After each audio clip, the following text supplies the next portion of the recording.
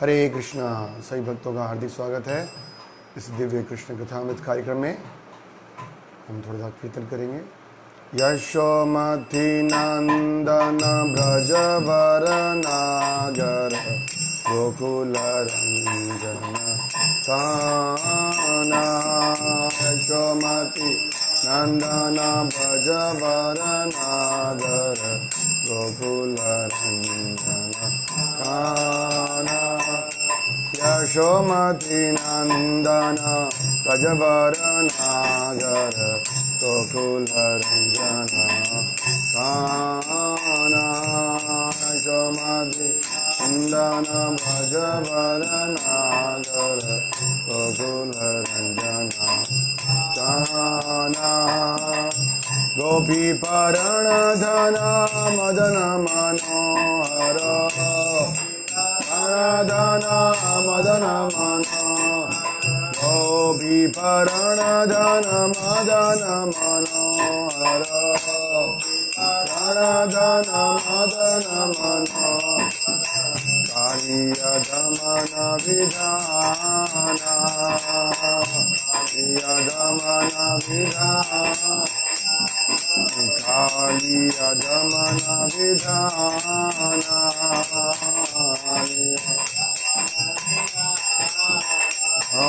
यशोमती नंदन ब्रजवर नागर गोकुल रंजन काना। यशोमती नंदन ब्रजवर नागर गोकुल रंजन काना। अमल हरि नाम अमी अभिलाष अमल हरि नाम अमी अभिलाष। अमल हरि नाम अमी अभिलाष हरि नाम अमी अभिलाष। विपिन पुरंदर नवीन नगर वर विपिन पुरंदर वंशी वदन सुवासा वंशी वदन सुवासा। यशोमती नंदन ब्रजवर नागर गोकुल रंजन काना। नंदन ब्रजवर नागर गोकुल रंजन काना। ब्रज जन पालन सुरकुल नाशन ब्रज जन पालन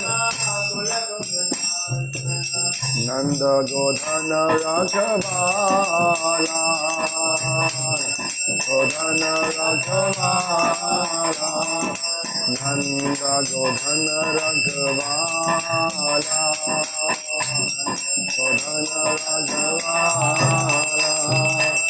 गोविंद माधव नवनीत तस्कर गोविंद माधव नवनीत गोविंद माधव नवनीत तस्कर माधव नवनीत सुंदर नंद गोपाला नंद गोपाला। यशोमती नंदन ब्रजवर नागर गोकुल रंजन काना।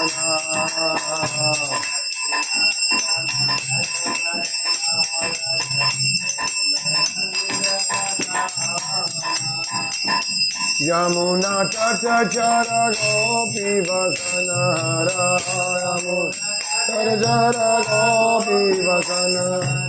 रास रसिका कृपा माया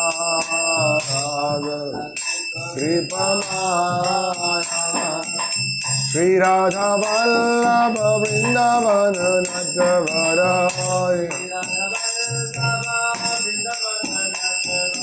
श्री राधा वल्लभ वृंदावन नटवर।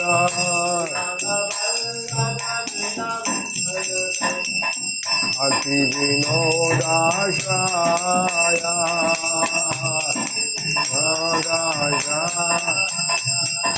यशोमती नंदन वरनागर गोकुल रंजन काना यशोमती नंदन व्रज वरनागर गोकुल रंजन। जय राधा माधव कुंज बिहारी माधव कुंज बिहारी जय राधा माधव कुंज बिहारी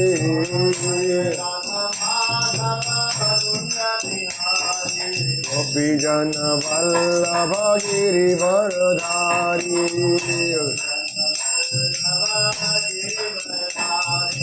यशोदानंदन व्रज जन रंजना नंदन व्रज जन रंजन यमुना तीरावनचारी यमुना तीरावनचारी जय राधा माधव कुंज बिहारी जय राधा माधव गोपी जन वल्लभ गिरिवरधारी यशोदानंदन व्रज जन रंजना यमुना तीरावनचारी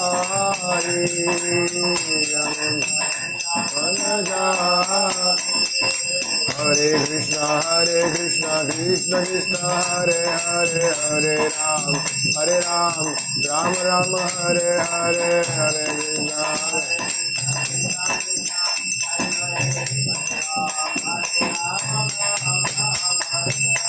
हरे कृष्णा कृष्ण कृष्ण हरे हरे हरे राम राम राम हरे हरे हरे कृष्णा कृष्ण कृष्ण हरे हरे हरे राम जय कृष्ण बलराम जय कृष्ण बलराम जय कृष्ण बलराम जय कृष्ण बलराम जय वृंदावन धाम जय वृंदावन धाम गिरि गोवर्धन जय गिरि गोवर्धन गिरि गोवर्धन जय गिरि गोवर्धन जय राधा गिरिधारी राधा गिरिधारी राधे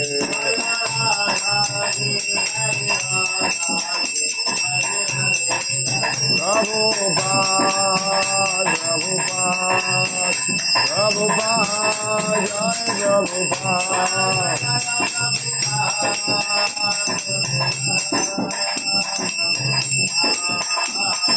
निताय गौर हरि बोल हरि बोल हरि बोल गौर हरि बोल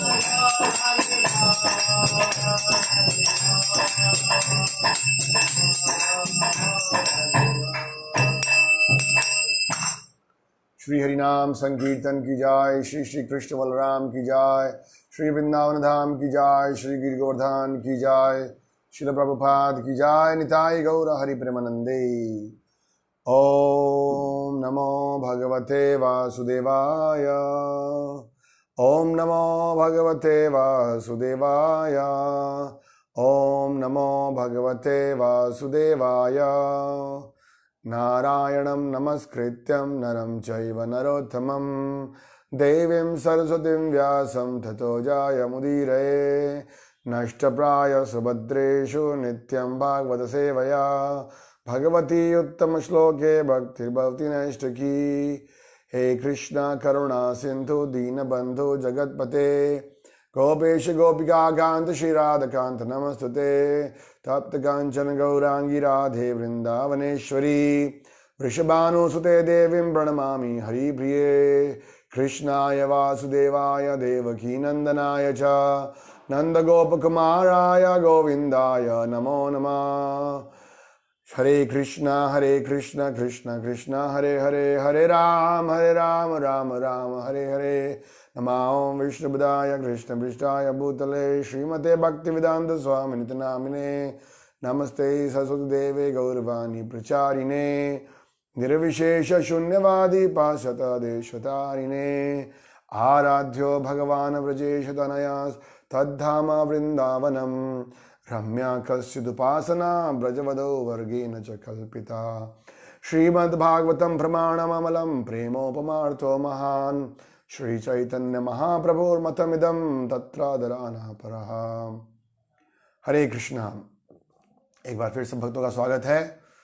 वृंदावन में भगवान श्री कृष्ण की अद्भुत लीलाओं का श्रवण कर रहे हैं और हम सुन रहे हैं किस प्रकार भगवान अखिल रसामृत मूर्ति होने के कारण अपने भक्तों को, वृंदावन के भक्तों को दिव्य आनंद प्रदान करने के लिए अनेक प्रकार की अद्भुत लीलाएं कर रहे हैं और साथ साथ में ये सिद्धांत स्थापित कर रहे हैं कि ऐश्वर्य भाव या कर्म कांड के ज्ञान से हजारों गुणा उनको सरल स्वभाव वाले भक्त अधिक प्रिय हैं। हमने कल की कथा में सुना कि किस प्रकार से जब भगवान कृष्ण बलराम वृंदावन में खेल रहे थे, एक दिन उन्होंने इस बात को स्थापित करने के लिए ऐसा बहाना किया कि उनको भूख लगी है और यज्ञ करने वाले ब्राह्मणों के पास अपने कुछ बालकों को भेजा। लेकिन वो ब्राह्मण लोग वास्तव में मूर्ख थे, क्योंकि वो नहीं समझ रहे थे कि यज्ञपति तो स्वयं परम भगवान श्री कृष्ण हैं। जब बताया गया उनको कि कृष्ण बलराम ने, तब भी उन्होंने उनका अनसुना कर दिया। शास्त्र कहता है ये है उनके अहंकार के कारण। वो सोचते थे ब्राह्मण पद पर हैं। शास्त्र कहता है मुचि होए सुचि यदि कृष्ण भजे और सुचि होए मुचि यदि कृष्ण तजे। सूची मतलब ब्राह्मण। अगर कोई व्यक्ति ब्राह्मण भी है लेकिन अगर कृष्ण का भजन नहीं करता तो मुची लो कास्ट व्यक्ति के समान है। तो भगवान ने इस बात को स्थापित करना था और फिर जब ग्वाल बाल वापस आ गए तो फिर ग्वाल बालों को भगवान कृष्ण ने दोबारा से ब्राह्मण पत्नियों के पास भेजा। और ब्राह्मण पत्नियों ने, क्योंकि अनेकों वर्षों से कृष्ण की कथाओं को सुन रखा था, अपने मन में बिठा रखा था कृष्ण को, और आज जब उनको पता चला कि कृष्ण बहुत नज़दीक आए हुए हैं तो वो बड़े ललायत हो गई और बड़े बड़े पात्रों में बढ़िया बढ़िया भोजन सामग्री लेकर अपने घरों से निकल पड़ी। हमने सुना किस प्रकार उनके पति, उनके ससुराल के लोगों ने उनको रोकने का प्रयास भी किया, लेकिन उदाहरण देते हुए सुखदेव गोस्वामी कह रहे हैं कि जैसे गंगा बिना अवरोध के समुद्र की तरफ जाती है, इसी प्रकार जिसने एक बार कृष्ण के कथाओं को सुना है, उनके दिव्य गुणों का श्रवण किया है, वो उनको दर्शन किए बिना रह ही नहीं सकता है। वो दौड़ती दौड़ती जाती हैं और जब वो कृष्ण को देखती हैं तो आंखों से देखने के बाद उनके हृदय में कृष्ण प्रकट होते हैं। बड़ी प्रसन्न होती हैं कि अनेक सालों की तपस्या के बाद आज उनको कृष्ण का दर्शन मिला। और कृष्ण एक तरह से उनकी परीक्षा लेने के लिए कहते कि अरे आप सब कुछ मुझे छोड़कर आई हो, लेकिन आपको यहाँ से वापस जाना चाहिए, क्योंकि अभी जो आपके पति हैं वो यज्ञ कर रहे हैं, उनको आपकी आवश्यकता होगी। और तब ब्राह्मण पत्नियां कहती है नहीं, हम सब कुछ छोड़ छाड़ कर आए हैं, वो हमें स्वीकार भी नहीं करेंगे, आप कृपा करके हमारी इच्छाओं को पूरा कीजिए। और तब भगवान कहते हैं कि यदि आप हमारे साथ रहोगे तो लोक समाज में अच्छा नहीं माना जाएगा, इसलिए आप घर जाओ वापस। मेरे साथ रहने से तुम्हारा कृष्ण प्रेम नहीं बढ़ेगा, लेकिन मेरी वाणी को यदि तुम फॉलो करोगे, मेरा स्मरण कीर्तन करोगे, तो तुम्हारे को ज़्यादा प्रेम प्राप्त होगा। और उन्होंने बोला चिंता नहीं करो, जो तुम्हारे पति हैं वो इस बात को बिल्कुल भी संकोच नहीं करेंगे और तुम्हें स्वीकार करेंगे। और इस प्रकार वो जाती हैं और फिर जो पति हैं, ब्राह्मण पति, वो पछतावा करते कि हम कितने दुर्भाग्यशाली हैं, धिक्कार है हमारे ऊपर कि हमें शास्त्रों का ज्ञान था, लेकिन हम जो शास्त्रों के वेदे से सर्वम हम एवं वेद्य की जो शास्त्रों का उद्देश्य है परम कृष्ण को जानना, उसको समझ नहीं पाए। तो इसलिए वो अपने को बड़ा पश्चाताप करते हैं कि हमारी जो पत्नी है वो हमारे से कई गुना बुद्धिमान है, क्योंकि उनके अंदर सरल भाव है, वो सरल है और उनकी जो भक्ति श्रद्धा है वो परम है। तो सरल हृदय वाला व्यक्ति और श्रद्धा वाला व्यक्ति भगवान की कृपा को प्राप्त कर सकता है। तो ये सिद्धांत हमने भगवान की अनेक लीलाओं में भी सुना है। आज हम एक और बड़ी सुंदर लीला सुनेंगे। बड़ी प्रसिद्ध लीला है भगवान की, जिसमें कि भगवान जो भक्त के गर्व को, अभिमान को दूर करते हैं। देखिए शास्त्रों में बताया गया है कि ये जो अभिमान है, अहंकार है, ये एक बहुत बड़ा रुकावट है भक्ति में प्रगति करने के लिए। इसलिए भगवान अपने भक्तों के अंदर कभी भी इसको सहन नहीं करते हैं। तो हम ये लीला सुन रहे हैं जो कि गोवर्धन पूजा के नाम से, गोवर्धन लीला के नाम से बड़ी प्रसिद्ध है। अनेक वर्षों से हम ये गोवर्धन लीला सुनते आ रहे हैं। लेकिन जैसे हमने बताया था कि जो महान भक्त हैं भगवान की जितनी लीलाओं को जितना अधिक सुनते हैं, उनको नव नूतन, उनको उतना ज़्यादा उसमें आनंद प्राप्त होता है। तो इसी प्रकार इस गोवर्धन लीला को यदि हम ध्यान से सुनेंगे तो हम देखेंगे जितना इसको अधिक सुनेंगे, इसमें और गहराई में जाएंगे, उतने अलग अलग इम्पॉर्टेंट सिद्धांत पता चलेंगे और भगवान की कृपा भी मिलेगी। अध्याय 24 पढ़ रहे हैं हम। सुखदेव गोस्वामी कहते हैं, उस स्थान पर ही ब्राह्मण की पत्नियों का जहाँ पे दर्शन दिया था, अपने भाई बलराम के साथ रहते हुए कृष्ण ने जब आए तो देखा कि कृष्ण ने देखा कि ग्वालों को इंद्र यज्ञ की जोर शोर से तैयारी करते हुए। प्रभुपाद लिखते हैं कि तत्र शब्द का मतलब है कि भगवान कृष्ण ब्राह्मणों के उसी गांव में रहने लगे जिनकी पत्नियों ने अपनी मुक्ति से उनको दष्ट किया था। इस तरह उन्होंने उन ब्राह्मणों को और पत्नियों पर कृपा की जो अपने पतियों के सिवाय और किसी संबंध नहीं रखती थी। तो भगवान कृष्ण ने देखा कि नंद महाराज और अनेक ग्वाले किसी न किसी तरह इंद्र यज्ञ की भव्य तैयारी कर रहे हैं।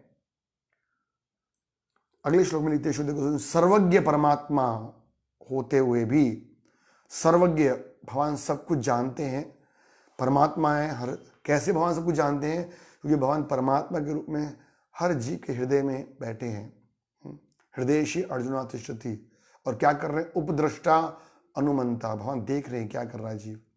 सर्वज्ञ परमात्मा होने से भगवान कृष्ण पहले से ही सारी परिस्थिति को जानते थे, लेकिन फिर भी बड़े विनीत भाव से उन्होंने अपने पिता नंद महाराज इत्यादि गुरुजनों से पूछा। प्रभुपाद लिखते हैं कि भगवान कृष्ण गोवर्धन पर्वत की लीला उठाने की लीला करना चाहते थे और साथ में इंद्र के मिथ्य गर्व को चूर करने के लिए उत्सुक थे। इसलिए उन्होंने बड़ी चतुराई से उस यज्ञ के बारे में अपने पिता से पूछा। क्या पूछते हैं वो? भगवान कृष्ण कहते हैं, हे पिताश्री कथ्यातम में पिता कोयम संभ्रमो उपागता, आप कृपा करके मुझे बताएं कि आप ये इतना सारा प्रयास किसके लिए कर रहे हैं? आप क्या करना चाह रहे हैं?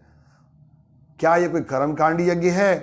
तो इसका उद्देश्य क्या है और ये किन साधनों से संपन्न किया जाता है? भगवान बड़ा एक सुंदर आदर्श स्थापित कर रहे हैं। वो जिज्ञासा करें, आप क्या कर रहे हो, क्यों कर रहे हो, इसका लक्ष्य क्या है और इसकी विधि क्या है।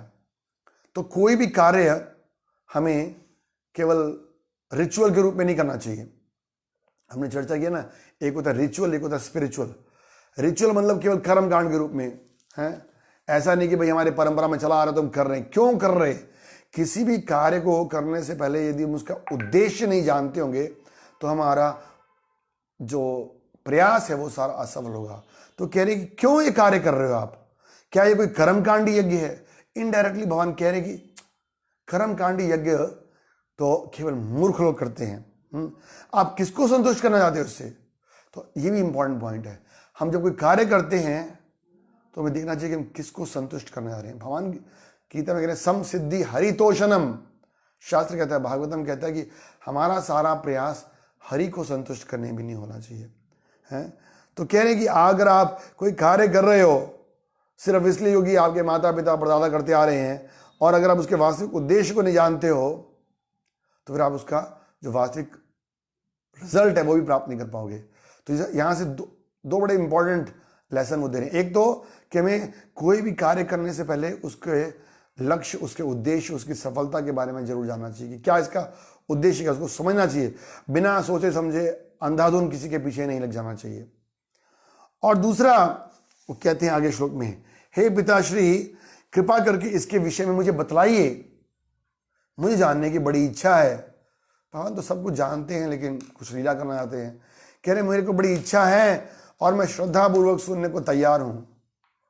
यहां पर एक और बात करेगी, अगर कोई सुनने को तैयार है और उसके अंदर श्रद्धा है तो उसको ज्ञान देना चाहिए। जैसे भगवान की गीता में कह रहे हैं ना, श्रद्धावान लभते ज्ञानम।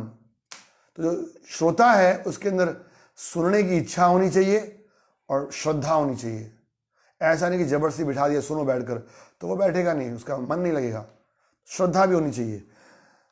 और फिर कह रहे हैं जो अन्यों को अपने तुल्य मानते हैं, जिनमें अपने पराये का भेद नहीं है, जो ये विचार नहीं करते कि कौन मित्र है कौन शत्रु है, वो छिपाते नहीं है कुछ भी, तो आप जो कर रहे हो कृपा करके हमारे संग शेयर कीजिए, बताइए।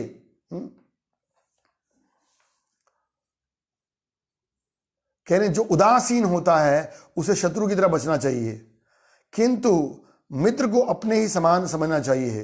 तो भले ही नंद महाराज अपने मित्रों और शत्रुओं तथा निरपेक्ष पक्षों को अपने तुल्य ना मानते हो, लेकिन अपना पुत्र होने के कारण भगवान कृष्ण अवश्य ही उनके मित्र के रूप में सब कुछ जानने के हक रखते थे। वो कह रहे हैं, प्रभुपाद लिखते हैं कि जीव गोस्वामी कहते हैं कि जब देखा उन्होंने कि नंद महाराज मौन खड़े हैं और अपने पितृ विलगाव की स्थिति पर संदेह हो रहा है, तो भगवान ऐसा कह रहे कि आपको बताना चाहिए मुझे, मतलब कुछ छुपाना नहीं चाहिए, हमारा कोई प्राइवेट लाइफ नहीं होना चाहिए। हमारे कह रहे हैं कि we should practice what we are preaching. हाँ, मतलब जो आप कर रहे हो उसको आपको जीवन में भी उतारना चाहिए। हाँ? तो फिर कहते हैं इस जगत में कई लोग हैं जो कर्म करते हैं, वो समझते हैं कि क्या करना है, और कई लोग नहीं भी समझते कि क्यों करना है, क्या करना है। जो लोग ये जानते हैं कि वे क्या कर रहे हैं उन्हें अपने कार्य में सफलता मिलती है, जबकि अज्ञानी लोगों को सफलता नहीं मिलती है। प्रभुपाद जी कह रहे हैं अपने मित्रों से परामर्श करके ही कोई विशेष उत्सव करना चाहिए, भगवान चाहते हैं।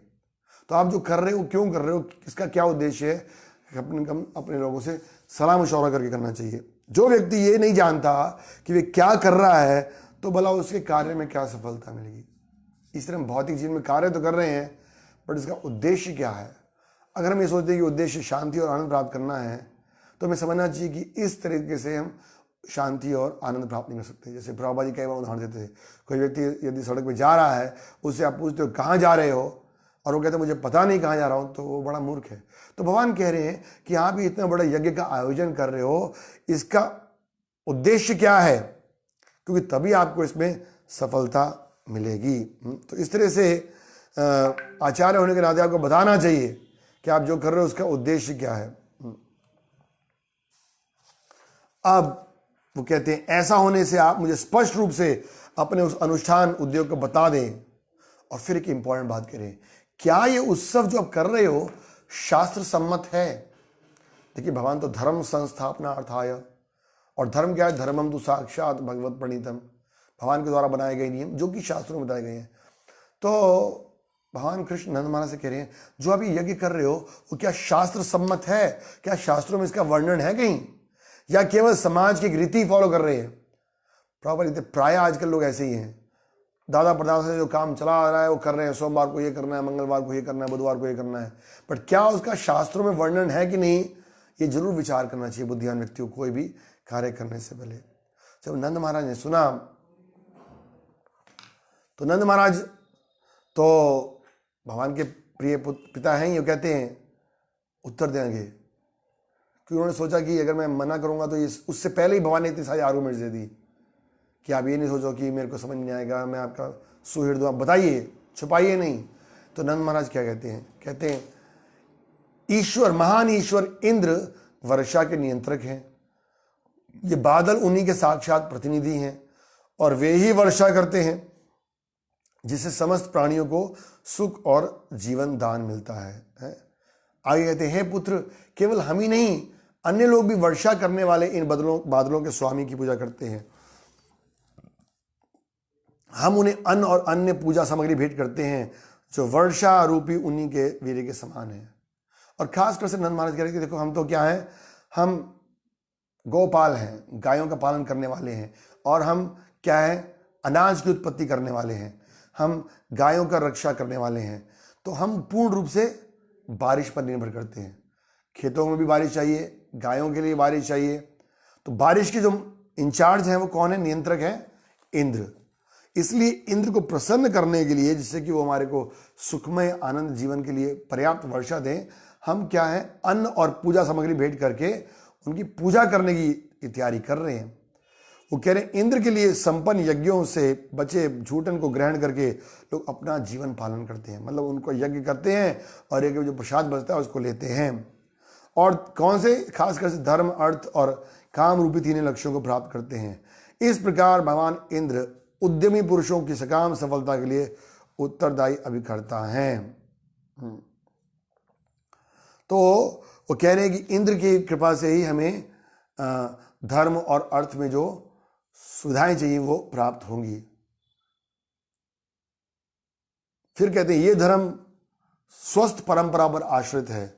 जो कोई काम, शत्रुता, भय या लोभवश इसका बहिष्कार करता है उसे निश्चय ही सौभाग्य प्राप्त नहीं होगा। नंद महाराज को जितना था अवेयरनेस, उसके बारे में ज्ञान दे रहे कि ये तो स्वस्थ परंपरा पर आश्रित है।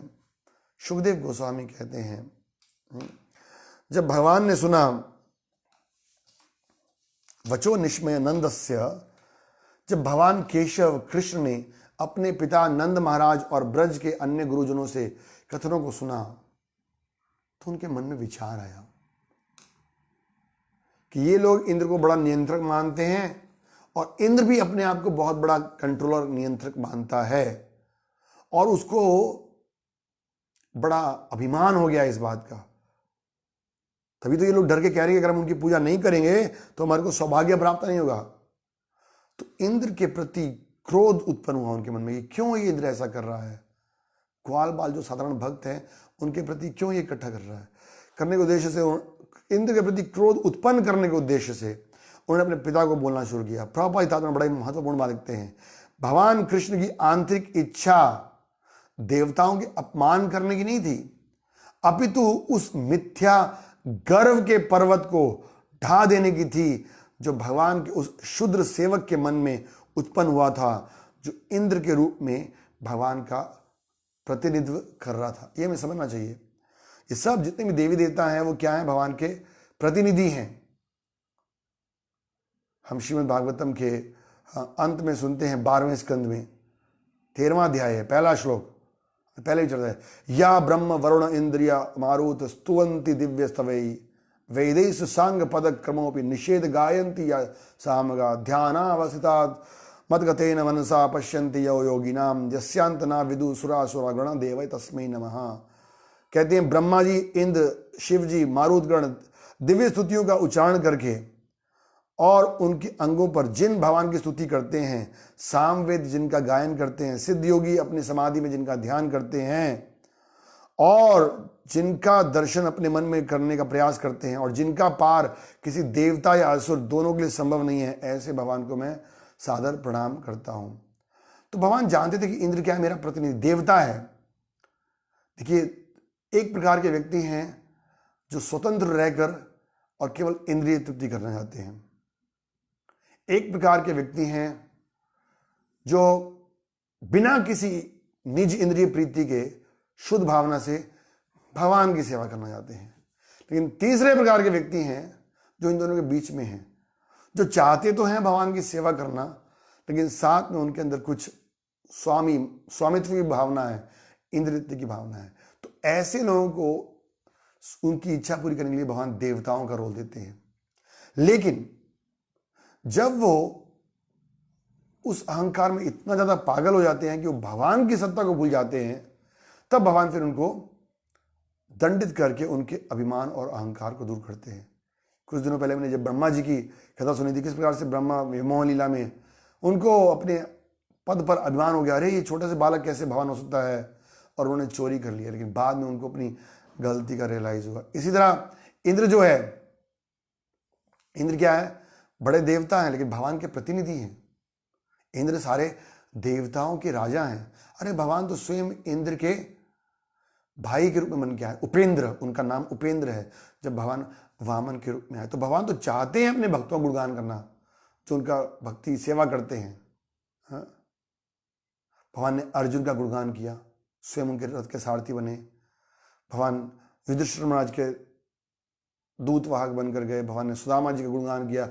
माधवेंद्रपुरी कथा में सुनते हैं भगवान तो अपने सेवकों का गुणगान करना चाहते हैं, लेकिन जब उन्होंने देखा कि उनमें अहंकार आ गया है तो उसके अहंकार को दूर करने के लिए भगवान ने सोचा ऐसा, और क्या कहना शुरू किया।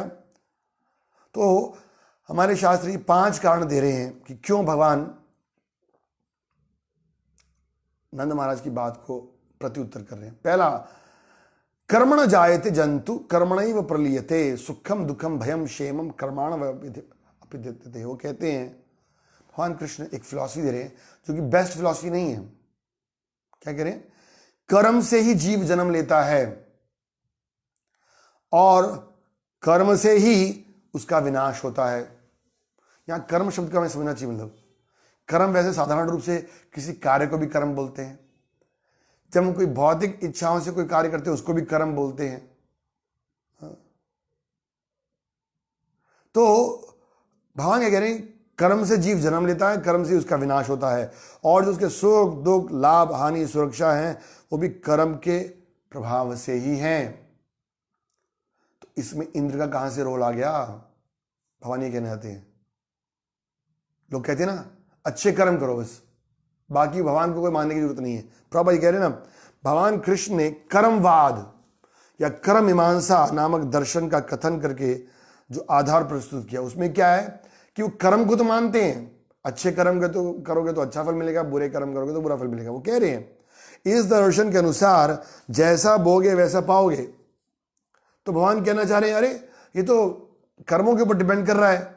वो कह रहे हैं कि अगर हम अच्छा काम करेंगे तो हमें अच्छा रिजल्ट मिलेगा, बुरा काम करेंगे तो बुरा रिजल्ट मिलेगा।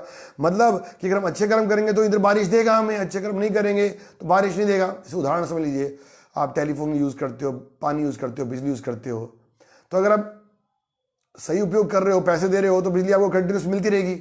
आपको जाकर बिजली डिपार्टमेंट के जो अफसर हैं उनको तो ना मक्खन लगाना है। तो कह रहे हैं आप ना कर्म करते रहो बढ़िया से। भगवान कर्म मीमांसा की फिलॉसफी दे रहे हैं। इसके पीछे उद्देश्य इस फिलॉसफी को प्रचार करने का नहीं है, बट देखिए अल्टीमेटली जितनी भी अपसंप्रदाय हैं, गलत फिलॉसफी हैं, वो भी अल्टीमेटली भगवान से निकली होगी। भगवान गीता में कह रहे हैं सर्वस्य चाहम हृदय संविष्टो मता स्मृति ज्ञानम अपोहनम, जो जिस प्रकार का बुद्धि जाता है मैं उसको देता हूं। तो ऐसे लोग क्या है, वो कर्म में तो विश्वास करते हैं, पुनर्जन्म में विश्वास करते हैं, लेकिन भगवान में विश्वास नहीं करते। वो कहते हैं बस कर्म ही पूजा है, कर्म से अच्छे काम करो। 99% लोग आपको ऐसे मिलेंगे संसार में, भगवान की पूजा करने की जरूरत नहीं है। तो यहां पर भगवान भी इस तरह से इंडायरेक्टली बोल रहे हैं अरे इंद्र की पूजा करने की जरूरत क्या है, आप बस अपने कर्म अच्छे करो। भगवान कहते हैं कि सुखम दुखम भयम क्षेमम। प्रभुपाद जी जीव गोस्वामी के कमेंट्री को लिखते हुए बोलते हैं कि भगवान कृष्ण सोच रहे थे कि ये सारे जो मेरे शाश्वत संगी हैं, नंद महाराज, यशोदा मैया, मित्र, ये सब इंद्र की पूजा के लिए क्यों इतने बाउंड है, ड्यूटी बाउंड क्यों है, प्रतिबद्ध क्यों है।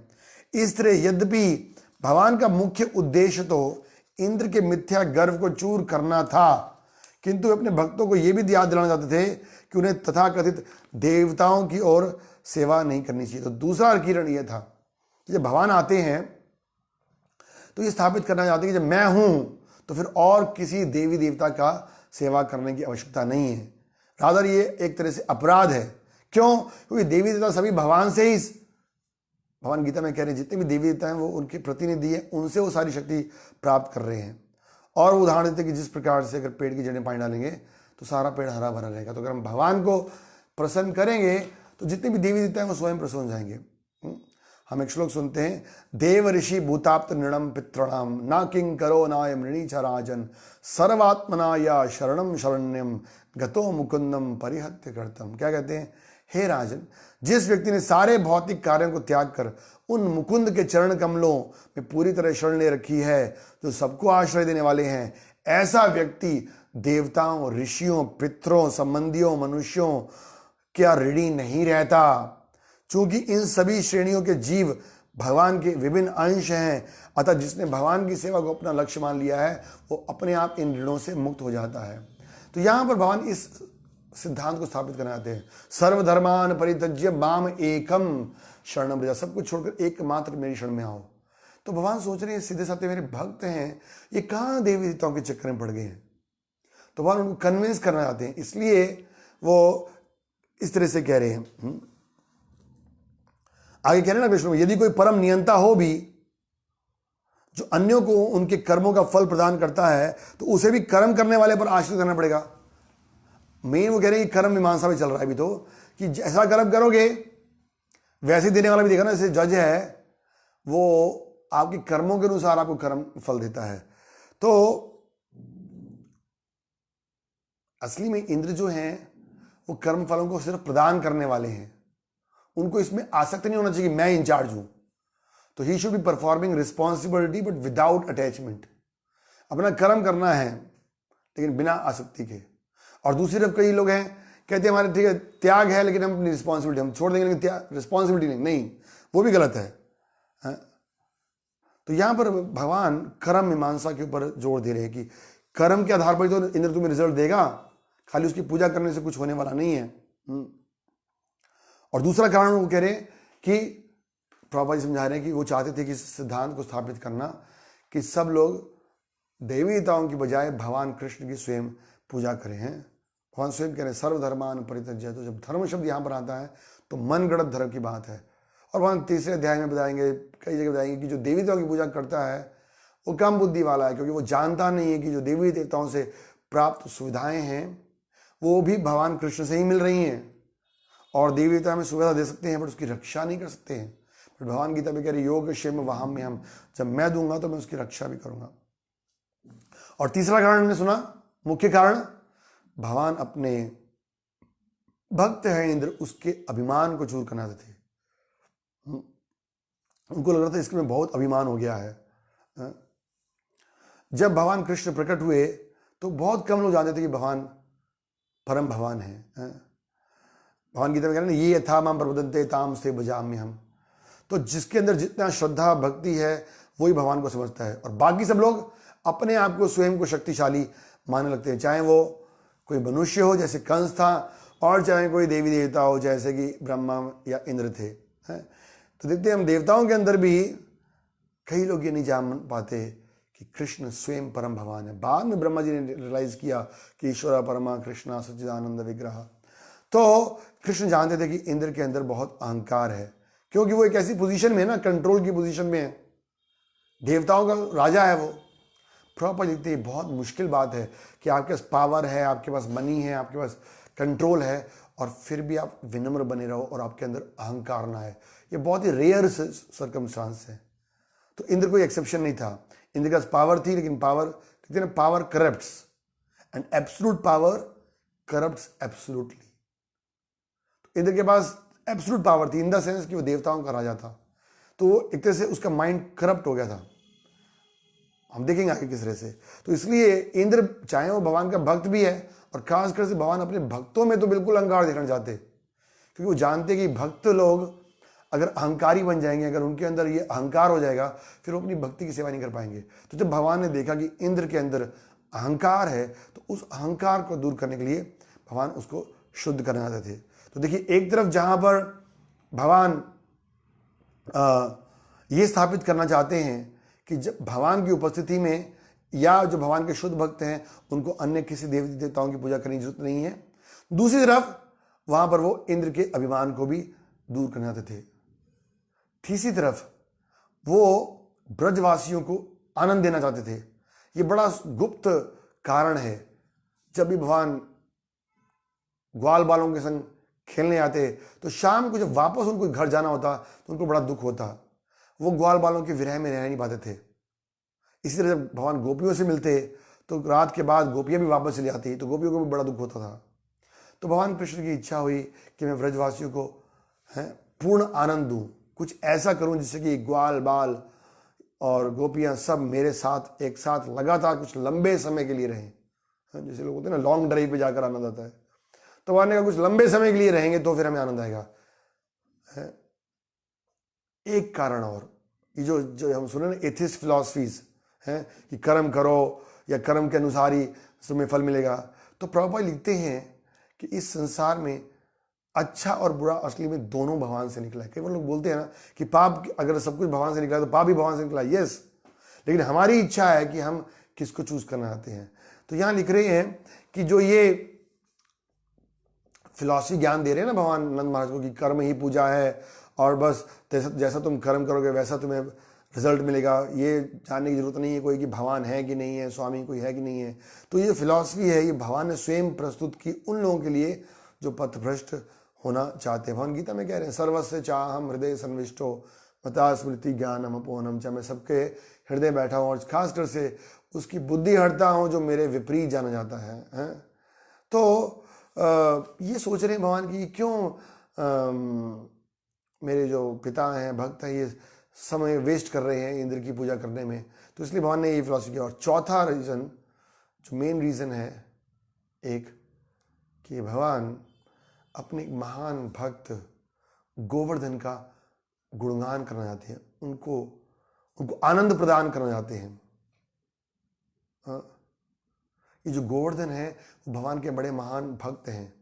हम देखते हैं ये पूरी कथा आती है, स्वयं नंद महाराज के भाई नंद महाराज को गोवर्धन के प्राकट्य की कथा सुना रहे हैं। किस तरह से एक बार की बात है कि क्योंकि ये जो पर्वत हैं ये भी योनि है, स्थावर योनियां हैं, चल नहीं सकते बट इनके अंदर भी आत्माएं हैं, कॉन्शियसनेस है। जैसे हिमालय पर्वत है, विंध्याचल पर्वत है, तो ऐसे ही एक पर्वत थे जिनका नाम था द्रोणाचल पर्वत थे। और हम सब जानते हैं कि जब भगवान ने राधा रानी को बोला ना कि चलो हमने अब भौम्य लीला करनी है, तो राधा रानी ने बोला कि जब तक यमुना मैया, वृंदावन और गोवर्धन नीचे नहीं जाएगा तब तक मैं आपके साथ नहीं जा सकती हूँ। और भगवान ने बोला चिंता नहीं करो, ये तीनों को मैं पहले ही भेज रहा हूँ। भगवान तो इस भगवान के प्रकट होने से पहले ही ये समय की बात है कि द्रोणाचल के पुत्र के रूप में एक गोवर्धन पर्वत प्रकट हुए। और सारे ऐसे बताया गया, हिमालय, विंध्याचल, सभी पर्वतों ने आकर द्रोणाचल पर्वत को बधाई दी और कहा कि ये जो गोवर्धन पर्वत है स्वयं गोलोक वृंदावन से आया, उनका स्तुति किया।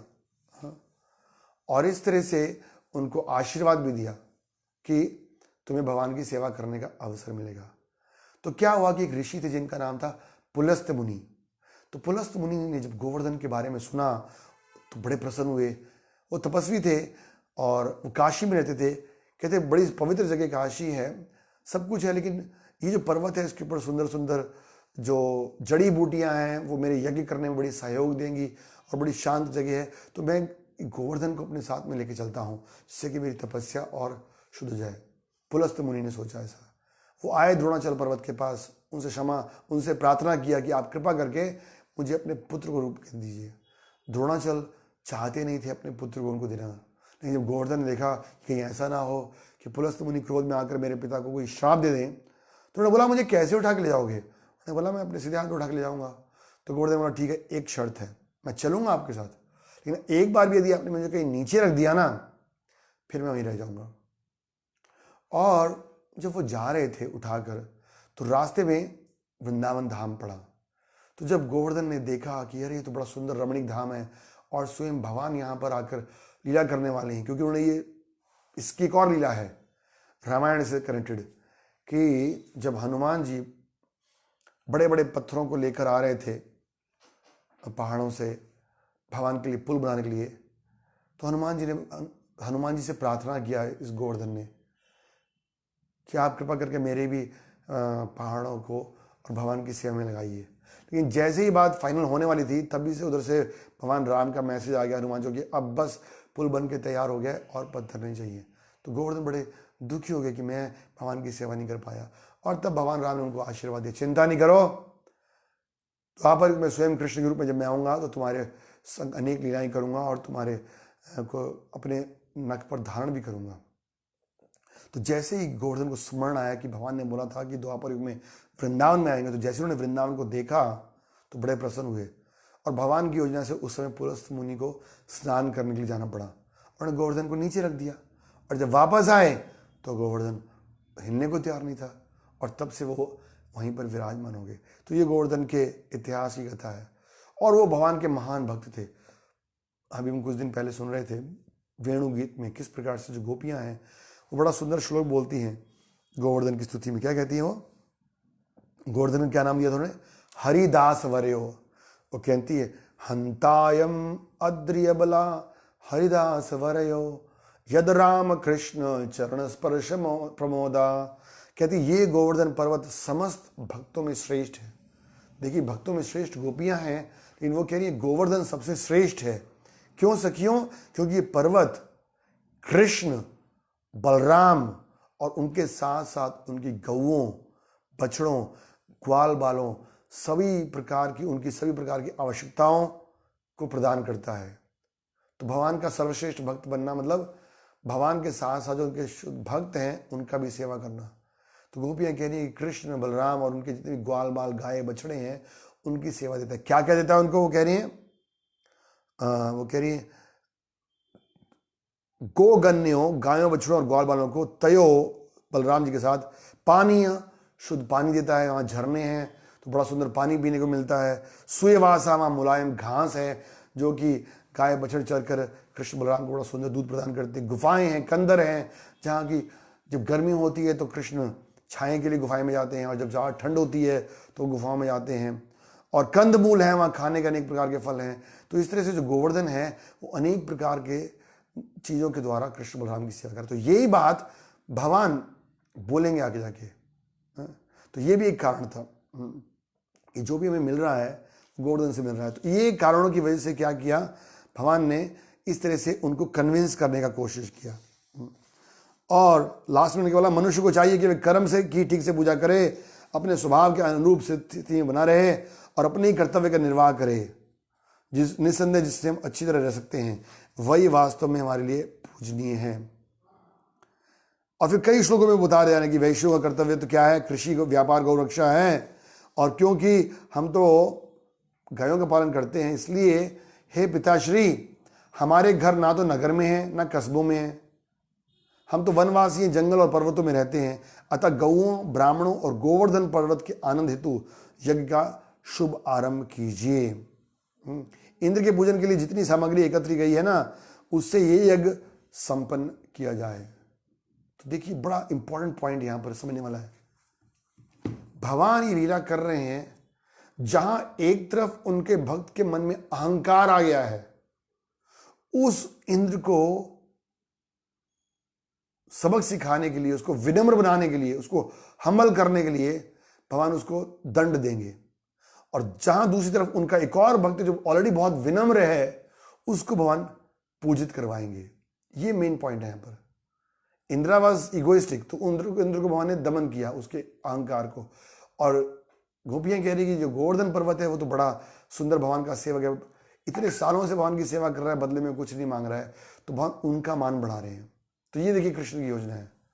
भगवान अपने भक्त का मान हमेशा बढ़ाने के लिए तैयार रहते हैं, प्रोवाइडेड, बशर्ते कि उस मान से उसके अंदर अभिमान ना आ जाए। तो भगवान ने बोला कि आप क्या करो, गोवर्धन की पूजा करो। और ये सारे कारण दिए गए, गोवर्धन से हमें घास मिलती है, पानी मिलता है, सारी हमारी गायें वहां चरने जाती हैं। प्रॉपर लिखते भगवान कृष्ण गो ब्राह्मण हिताय के रूप में विख्यात हैं, जिसका अर्थ है कि गौ और ब्राह्मण के शुभ मित्र हैं वो। तो भगवान ने जानबूझकर ब्राह्मणों को भी साथ में बोले कि हाँ ब्राह्मण देखो, आप भी समझते हो ना, क्योंकि वे दैवी वैदिक संस्कृति के प्रति अनुरक्त लोगों का सदैव सम्मान करते हैं। तो कहते हैं कि ग्वाल वालों ने बोला होगा, नंदवान ने बोला ठीक है हम गोवर्धन की पूजा भी कर लेंगे, लेकिन पहले इंद्र की पूजा तो करने दो। तो भगवान नहीं चाहते थे कि इंद्र की पूजा हो। तो मैंने बोला नहीं नहीं, जो सामग्री आपने इंद्र की, यहाँ पे श्लोक में क्या आया है, श्लोक संख्या 25 में, इंद्र के पूजन के लिए जितनी सामग्री एकत्र गई है उससे यज्ञ संपन्न करो। ये नहीं कि आप पहले यज्ञ इंद्र का भी कर लो ना फिर भगवान की पूजा भी करना। कई लोग कह रहे दोनों नावों में पैर रखते हैं, दोनों नावों में पैर रखने से काम गड़बड़ हो जाएगा। तो भगवान कह रहे नहीं, आप कृष्ण कह रहे हैं कि गोवर्धन की पूजा करो, उसे सारे फल मिल जाएंगे। हैं उन्हें पूछा कैसे करना है, तो बताएंगे। तो ब्रजवासी तो बड़े कृष्ण से बड़ा प्रेम करते हैं, यहां पर प्रभु लिख रहे हैं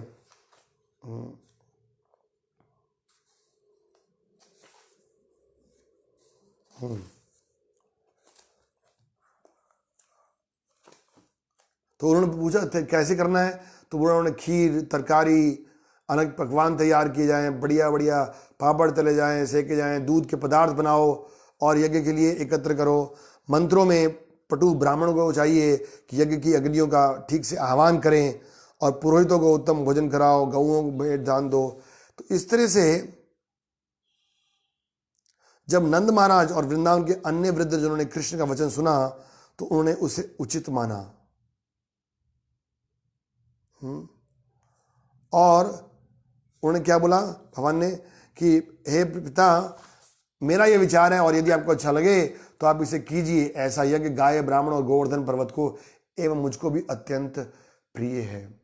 तो देखिए नंद महाराज और ग्वाल बाल सब काम करते थे, पर उनके प्राणधन कृष्ण थे। तो वो कृष्ण से इतना प्रेम करते थे कि जो भी कृष्ण कहते थे उसको मना नहीं कर सकते थे। हाँ, तो इसलिए उन्होंने सोचा कि चलो जो भी सिद्धांत कहते हैं वो ठीक है, वो केवल कृष्ण को प्रसन्न करना चाहते थे। और उन्होंने बोला ठीक है कृष्ण, तो तुम कहोगे हम वो करेंगे, आप हमें बताओ कि हम कैसे यज्ञ की तैयारी करें। और फिर ये सारे श्लोकों में वो कह रहे हैं कि आप क्या करो, ये इतने बड़े बढ़िया रोटी, पूड़ी, सब्जी, खीर वगैरह, पकौड़े सब बनाओ, ब्राह्मणों को बुलाओ, यज्ञ करो और सारे यहाँ तक जो कुत्ते चंडाल हैं उनको भी सबको भोजन दो, गायों को घास दो और उसके बाद हर एक को वस्त्र आभूषण दो और फिर क्या करो, गोवर्धन पर्वत की परिक्रमा करनी चाहिए। प्रभुपाद लिखते भगवान कृष्ण चाहते थे कि सारे मनुष्य और पशु उत्तम भागवत प्रसाद ले हैं और वो चाहते थे कि लोग गोवर्धन की परिक्रमा करें, क्योंकि असली में भगवान सिद्धांत स्थापित करने आ रहे थे कि मेरे जाने के बाद वृंदावन, गोवर्धन धाम और यमुना जी ये मेरा स्वरूप है। तो परिक्रमा का अर्थ क्या होता है, हमने चर्चा किया था पहले भी। परिक्रमा मतलब वो चीज जिसको हम अपने जीवन का केंद्र बनाते हैं, that thing which becomes centre of our life. परिक्रमा मतलब हम चारों तरफ से उनको प्रणाम भी करते हैं। तो दो चीजें, एक तो हम सारी दिशाओं से उनको प्रणाम करते हैं, आदर देते हैं और वो हमारे सेंटर ऑफ लाइफ बन जाते हैं। जैसे हम कृष्ण की परिक्रमा करते हैं मंदिर में, तुलसी जी की परिक्रमा करते हैं, भक्तों की परिक्रमा करते हैं, समाधियों की, गोवर्धन की परिक्रमा करते हैं। मतलब हमारा जो जीवन है वो कृष्ण, गुरु, साधु, वृंदा देवी, तुलसी महारानी के शिक्षाओं के इर्द गिर्द घूमेगा। सेंटर वो हमारा है। हम जो भी कर्म करेंगे वो उनके अनुसार होना चाहिए, ये परिक्रमा का मतलब है। तो इसलिए उन्होंने कहा कि आप परिक्रमा का करो। तो बड़े खुश हो गए। ग्वाल वालों ने मधुसूदन द्वारा प्रस्तावित सब कुछ पूरा किया। उन्हें वैदिक मंत्रों का वाचन करने के लिए ब्राह्मणों की व्यवस्था की और इंद्र यज्ञ के लिए संग्रहित सारी सामग्री का उपयोग में लाते हुए गोवर्धन पर्वत को भेंट किया। उन्हें गऊओं को घास दिया। प्रभुपाद लिखते हैं वृंदावन वासी एकमात्र भगवान कृष्ण के भक्त थे। यही उनके जीवन का सार समाहार था। भगवान के नित्य संगी होने के कारण ना तो उन्हें इंद्र, ना ही किसी अनुष्ठान यज्ञ से कोई सरोकार था, ना ही वे कृष्ण द्वारा कहे गए सांख्य दर्शन में रुचि रखते थे। वे तो कृष्ण से केवल प्रेम करते थे और प्रगाढ़ स्नेहवश उन्हें जैसा कृष्ण ने कहा वैसा ही करना चाहिए किया। ये असली में आध्यात्मिक जीवन, भक्ति ये है कि कृष्ण स्वयं परम भगवान है। जो कृष्ण कह रहे हैं वो सर्वश्रेष्ठ है। उनकी ये सरल प्रेम मानसिकता कोई अज्ञानी व्यक्ति या संकीर्ण हृदय वाला व्यक्ति नहीं समझ सकता। इस तरह वृंदावन वासियों ने निरंतर सभी सत्यों के आधारभूत कृष्ण का अनुभव किया और उनकी प्रसन्नता के लिए उन्होंने क्या किया, वो पूजा किया। फिर लास्ट में क्या किया उन्होंने गौओं को घासें दी और फिर गोवर्धन पर्वत की परिक्रमा किया। बैलों द्वारा खींचे जा रहे छकड़ों में सुंदर सुंदर आभूषणों से अलंकृत गोपियां भी साथ में हो गई और कृष्ण की महिमा का गान करने लगी और गीत ब्राह्मणों के आशीष के साथ सम्मिलित हो गए। कृष्ण ने क्या किया, गायों को बोला आगे आगे रखेंगे हम। तत्पश्चात कृष्ण ने गोपों में श्रद्धा उत्पन्न करने के लिए, अब भगवान चाहते थे कि इनके अंदर वास्तव में श्रद्धा उत्पन्न हो जाए कि यही स्वयं परम भगवान है। तो कृष्ण ने गोपों में श्रद्धा उत्पन्न करने के लिए अभूतपूर्व विराट रूप धारण करेगा और ये घोषणा करते हो कि मैं गोवर्धन पर्वत हूं। पहले भगवान अलग थे, गोवर्धन पर्वत अलग था। भगवान ने एक विराट रूप धारण किया। भगवान देखिए कितनी बार विराट रूप धारण किए। यशोदा मैया की गोदी में बैठ के विराट रूप धारण किए। ऐसा नहीं केवल अर्जुन के सामने या दुर्योधन के सामने। तो ये भगवान की भगवत्ता है। तो भगवान ने विराट रूप धारण किया। प्रभुपाद लिखते हैं कि जब सारी तैयारी पूरी हो गई तो कृष्ण ने महान दिव्य रूप धारण कर लिया और वो आश्वस्त करने के लिए कि गोवर्धन पर्वत और कृष्ण एक ही हैं। तो गोवर्धन केवल पर्वत नहीं है, वो स्वयं भगवान कृष्ण के अवतार भी हैं। तो गोवर्धन भगवान के भक्त भी हैं। तो सेव्य भगवान और सेवा भगवान, सेव्य भगवान और सेवक भगवान। सेवक भगवान गोवर्धन, सेव्य भगवान भी गोवर्धन गिरिराज। तो आश्वस्त करने के लिए गोवर्धन पर्वत और कृष्ण एक हैं, वृंदावन वासियों से बोले कि मैं साक्षात गोवर्धन पर्वत हूं। तत्पश्चात वे वहां पर भेंट किया हुआ सारा भोजन खाने लगे। और आप पढ़ोगे कई जगह बताया गया भोजन कितना था, पूरे के पूरे कुंड भर भर के दाल, कड़ी, दही था और पूरे के पूरे पतीले भर भर के सब्जियां थी, खीर थी, पूड़ियां थी। मतलब थोड़ा बहुत नहीं, ऐसा नहीं कि जैसे भगवान को कटोरी कटोरी में भोल दिया। भगवान ने विराट रूप धारण किया और सारा भोजन खाने लगे। प्रभुपाद लिखते आज भी कृष्ण और गोवर्धन के स्वरूप का आदर किया जाता है। बड़े बड़े भक्त गोवर्धन पर्वत में शिलाएं लेकर उनकी पूजा करते हैं, क्योंकि गोवर्धन कौन है, साक्षात भगवान है। और प्रभुपाद जी कह रहे हैं असली में गोवर्धन पर्वत की पूजा करने के लिए उनको कोई स्थापना करने की जरूरत नहीं है। क्योंकि उसमें स्वयं भगवान साक्षात विराजमान है, कोई इंस्टॉलेशन सरमी की जरूरत नहीं है। प्रभुपाद लिख रहे हैं कि भक्तगण गोवर्धन पर्वत से छोटे छोटे विग्रहों को लेकर आते हैं। हाँ? तो इस तरह से उन्होंने क्या किया, पूजा करना शुरू किया। आगे कहते तस्मै नमो व्रजजने सहचक्र आत्मनात्मने।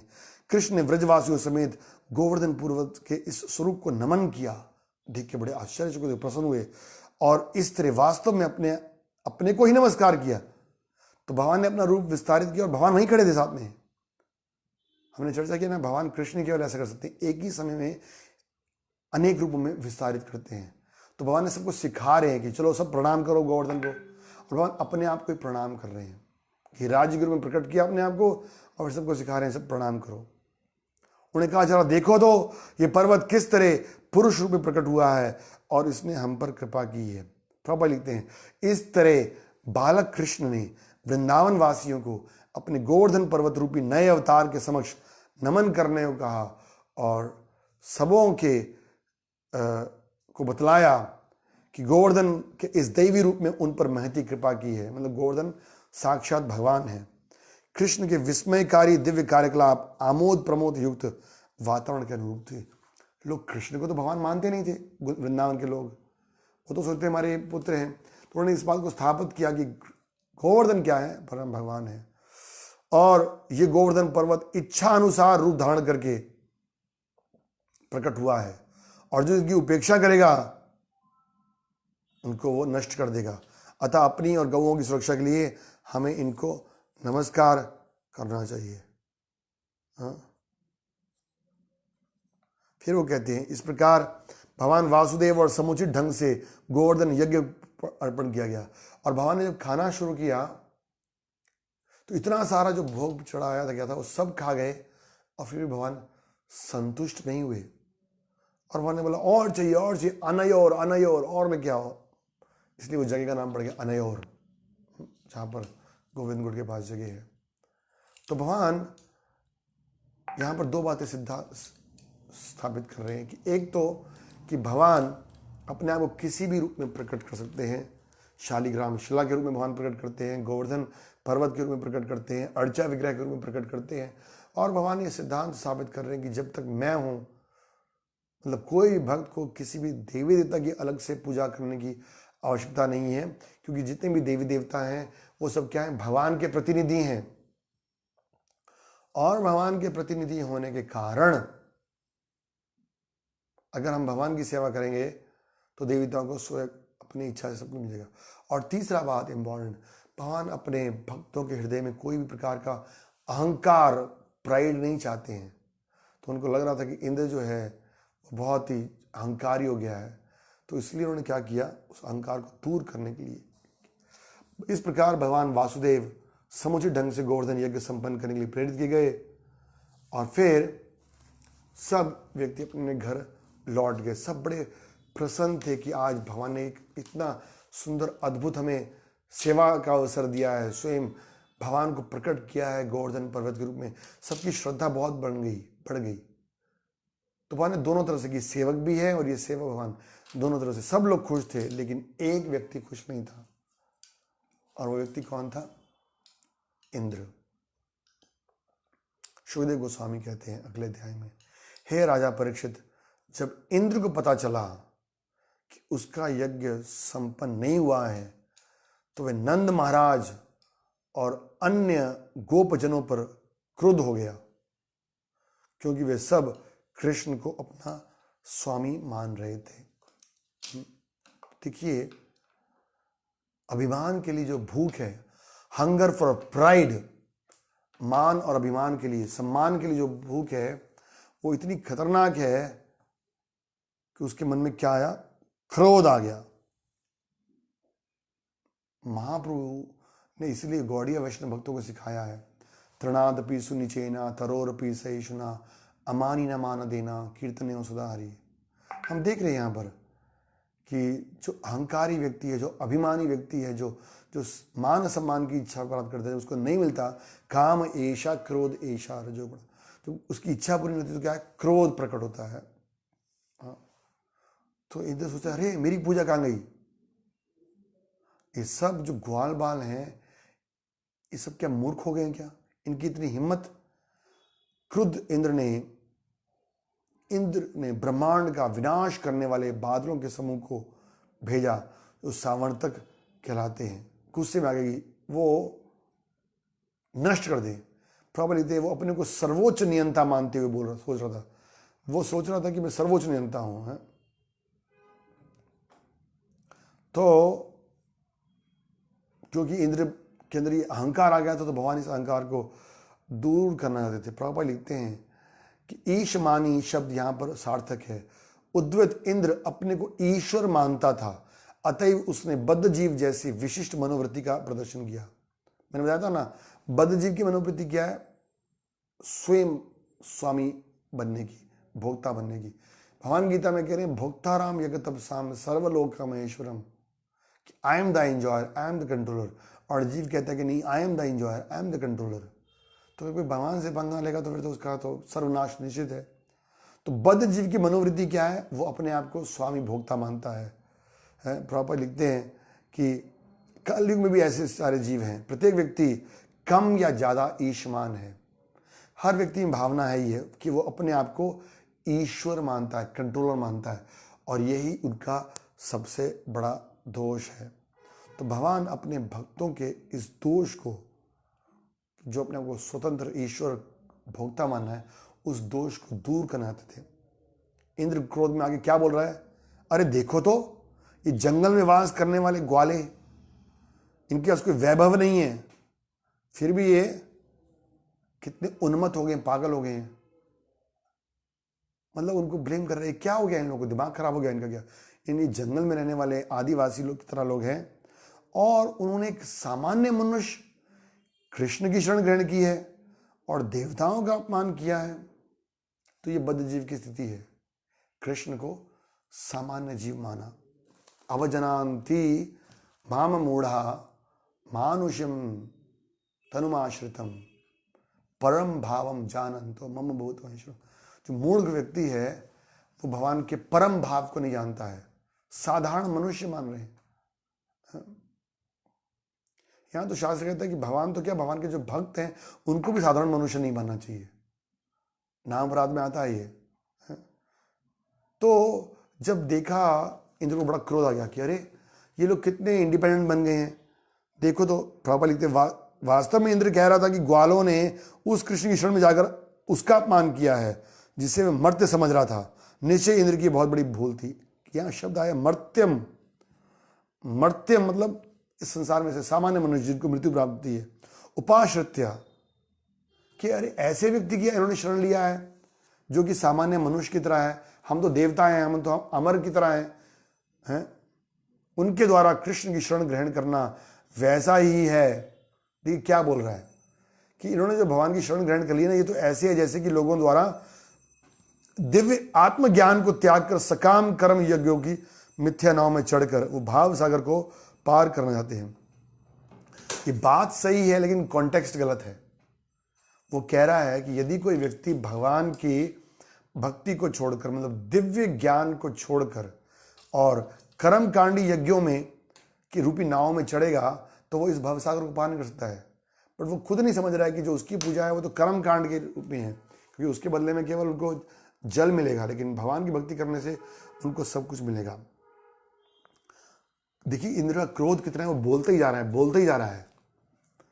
कह रहा है इन ग्वालों ने इस सामान्य मनुष्य कृष्ण की, देखिए कितनी बार बोला, सामान्य मनुष्य की शरण ग्रहण करके मेरे प्रति शत्रुतापूर्ण कार्य किया है, क्योंकि कृष्ण अपने को अत्यंत चतुर मानता है, किंतु वह है निरा मूर्ख, अकड़ू, बातूनी बालक।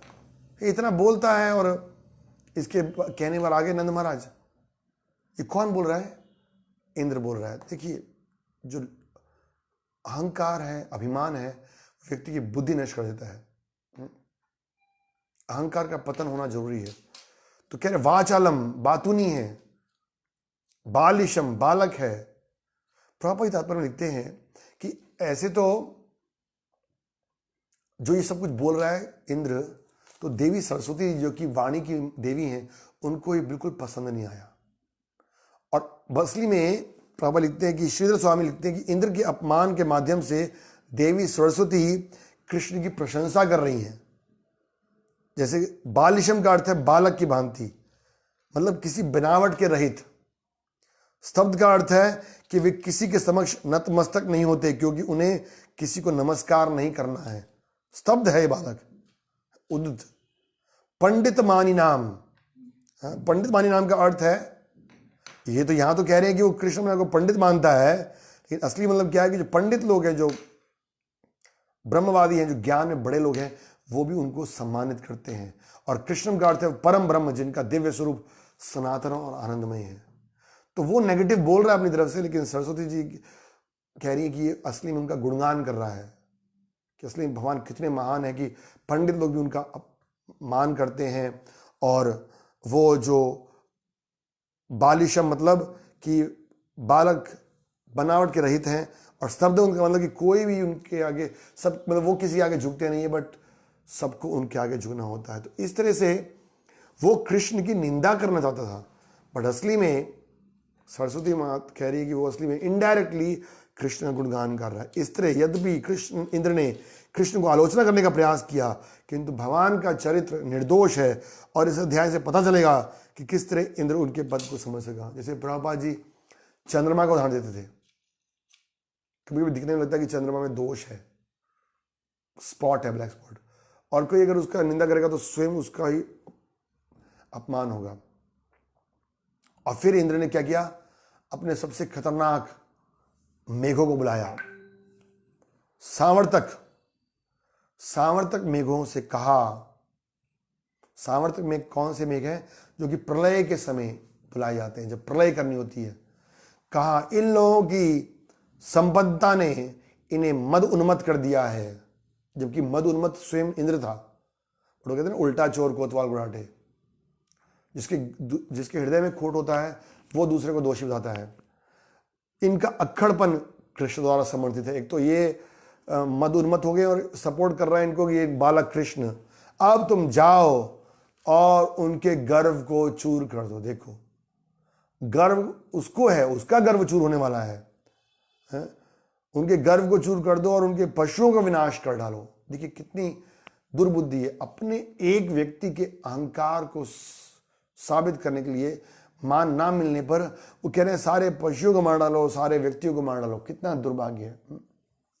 इसीलिए प्रभुपाद ये कहते हैं कि हमें बड़ा सतर्क रहना चाहिए, किसी भी कीमत पे हमारे अंदर अहंकार, अभिमान नहीं आना चाहिए। शास्त्र तो यहाँ तक बोलता है कि जो भक्त हैं या जो भक्ति करने का प्रयास कर रहे हैं, अगर उनकी चेतना शुद्ध नहीं है ना, तो वो उन असुरों से भी ज़्यादा खतरनाक है जो कि भगवान के दुश्मन है। देखिए, इससे पहले पूतना, अगासुर, बकासुर, तृणावत, कितने सारे असुर आए हैं, लेकिन उन्होंने ऐसे मास स्केल पर नष्ट करने का नहीं सोचा। कृष्ण को उन्होंने ज्यादा कष्ट देने का प्रयास किया, कभी कभी थोड़े बहुत ग्वाल बाल, बट ये इंद्र देवता है, लेकिन बुद्धि नष्ट होने से और वो असुरों से भी ज्यादा खतरनाक काम करे। इसलिए ये बड़ा इंपॉर्टेंट पॉइंट है, ज्यादा खतरनाक है, तो इसे सावधान रहना चाहिए। साधु सावधान। वो कह रहे हैं, इंद्र ने कहा कि जाओ पशु का विनाश कर दो। इस श्लोक में स्पष्ट है कि वृंदावन वासी एकमात्र गौओं की रक्षा करने में से समर्थ बने। वो कह रहे हैं ना, खासकर से पशुओं को विनाश करो। जब ये विनाश हो जाएंगे तो इनकी संपन्नता खत्म हो जाएगी और जो सारा इनको अहंकार है ना, वो खत्म हो जाएगा। तो प्रभुपाद कह रहे हैं कि असली में वृंदावन की जो संपन्नता है, समृद्धता है, वो गौओं की रक्षा करने से है, क्योंकि इंद्र संपत्ति पर आश्रित उनके तथाकथित गर्व को, उनके पशुओं को मारकर चूर करना था। असली में गांव का जो धन है, मतलब पशु धन जो है, वो सबसे इंपॉर्टेंट है। उसको लाइव स्टॉक बोलते हैं। ठीक से चलाई गई गौएं प्रचुर मात्रा में दूध देती हैं, जिससे पनीर, मक्खन, दही, दूध बनता है, घी बनता है। ये स्वयं तो स्वादिष्ट भोजन है ही है, फलों, तरकारियों और अन्नों को भी स्वादु बना देता है जहां जहां डलता है। मक्खन लगाने से रोटी और तरकारी स्वादिष्ट बन जाती है, और जब फलों के साथ मलाई या दही मिला दिया जाता है तो वे शुद्ध वर्तक हो जाता है। जैसे है आजकल गर्मी के दिनों में आपको शेक्स पीने हैं तो फ्रूट के संग दूध दही मिक्स करेंगे तो और टेस्ट हो जाता है। प्रॉपर सभ्य समाज में दूध की बनी वस्तुओं का होना वांछित है, और यदि उपयोग के बाद ये वस्तु बचें तो इसके बदले में अन्य मूल्यवान वस्तु जैसे कि मक्खन और घी निकल सकता है। तो इंद्र को चिढ़ लग रहा था कि अरे 9 लाख गायें हैं, इतना दूध दही मक्खन है, इसी पर ये लगता है उन्मत्त हैं और इसलिए ये मेरी पूजा नहीं कर रहे हैं। और ऊपर से ये छोटा सा जो बालक है कृष्ण, इसकी बात सुनकर ये इतना इतरा रहे हैं, कोई नहीं अभी मैं इनको मजा सिखाता हूँ। और उसने अपने जो ये सामर्थक जो बादल हैं उनको ऑर्डर दिया, जाओ नष्ट कर दो। और बोला चिंता नहीं करो, मैं भी अपने हाथी ऐरावत पर चढ़कर और अपने साथ वेगवान और शक्तिशाली वायुओं को लेकर आऊंगा। जो वायु तेज तूफान जब चलता है तो वो भी नष्ट करता है पेड़ों को, पौधों को, पशुओं को। बहुत जब तेज तूफान आता है तो कहते केवल बारिश ही नहीं करनी है, मैं भी शक्तिशाली वायुदेव को लेकर आऊंगा। देवताओं के सारा राजा है वो। नंद महाराज के ग्वालों के ग्राम को विध्वंस करने के लिए तुम लोगों के पीछे रहूंगा। तो तुम चिंता नहीं करो, तुम अकेले नहीं हो। तुम तेज से बारिश करना, मैं तेज हवाएं चलाऊंगा, सारा नष्ट कर दूंगा। इंद्र के रोष से भयभीत सामर्थक मेघों ने उनके आदेश का पालन किया, जैसा कि अगले श्लोक में बताया गया। शुकदेव गोस्वामी कहते हैं इंद्र के आदेश से प्रलयंकारी मेघ समय से पूर्व, प्रलयंकारी मेघ मतलब प्रलय आने पर ही उनका इस्तेमाल होता है, लेकिन उस समय से पहले ही अपने बंधनों से मुक्त होकर नंद महाराज के चरागाहों पर आ गए, उनके खेतों पर आ गए और वहां पर वो व्रजवासी पर मूसलाधार वर्षा करके उन्हें सताने लगे।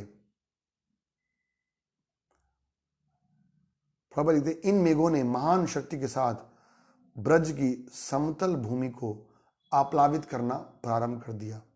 भयानक वायुदेवों द्वारा उत्प्रेरित बादल बिजलियों की चमक से प्रज्वलित हो उठे और ओलों की वर्षा करते हुए कड़कड़ाहट के साथ गरजने लगे। जब बादलों ने बड़े बड़े खंबे जैसी मोटी वर्षा की धाराएं गिराईं तो पृथ्वी बाढ़ से जलमग्न हो गई और ऊंची नीची भूमि का पता नहीं चल पा रहा था।